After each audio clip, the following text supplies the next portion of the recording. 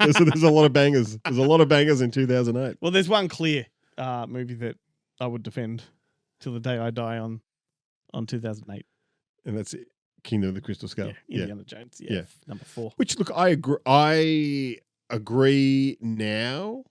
It does improve with every watch, that film. I mean, there are concessions to make. I think there are, like, the monkey swing scene should not be there. Like, there are things in there that ruin it for me, but you remove those, and I think you've got an Indiana Jones adventure that is on par with all the others. I think what it really suffers from, going back and watching it, what really is the problem is that technology has gotten too good for what it is trying to do. Like, it does have matte backgrounds and miniatures and all of this sort of stuff, which is great when you're watching it on 35mm film of a certain stock with certain lights.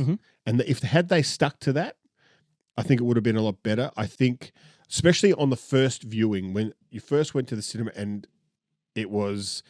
everything looks, it's like watching. Glossy. It looks glossy. It's glossy and you can see that it's not real and stuff. Whereas it was not, maybe it fell into the uncanny valley. And the more you watch it, the more you don't care about that stuff, the more you enjoy the film, the better it gets. Those things I didn't pick up on until the second or third watch. So the first time I saw it, I was just so excited to have another Indiana Jones that I was in, right?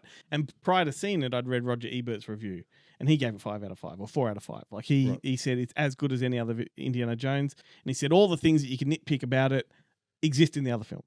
Like, so, you know, when people say, oh, it's so far-fetched, you know, you're like, well, show me an Indiana Jones that's not far-fetched, right? You know, and having known the history of Indiana Jones and the intentions for the 5 films, i.e. that number 4 and 5 were always intended to be science fiction and B movies with saucer men and stuff like that. I had that in my mind that this is where it might go.